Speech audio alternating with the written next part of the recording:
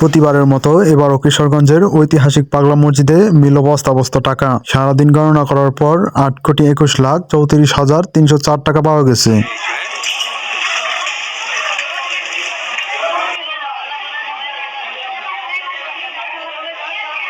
এটি মসজিদের এ যাবৎকালের সর্বোচ্চ টাকা হিসাবে রেকর্ড করা হয়। এর আগে গত আগস্ট মাসে 7,22,13,046 টাকা পাওয়া যায়।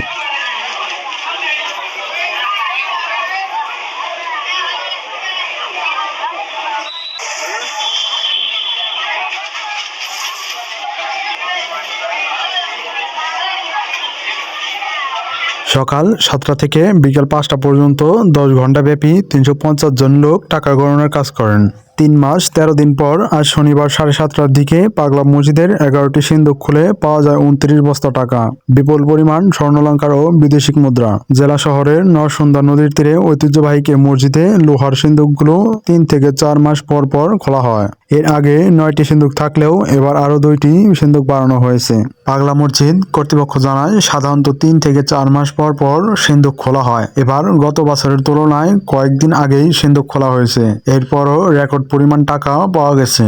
প্রথমে টাকাগুলো লোহার সিন্দুক থেকে বস্তায় ভরা হয়, পরে মসজিদের মেঝেতে ঢেলে গণনার কাজ শুরু করা হয়। কিশোরগঞ্জের আল জামিয়াতুল ইমদাদিয়া ও পাগলা মসজিদের এতিমখানার প্রায় 250 শিক্ষার্থী, ব্যাংকের 70 কর্মকর্তা কর্মচারী, মসজিদ কমিটি এবং আইন শৃঙ্খলা রক্ষাকারী বাহিনীর সদস্য সহ 350 জন টাকা গণনার কাজ শুরু করেন।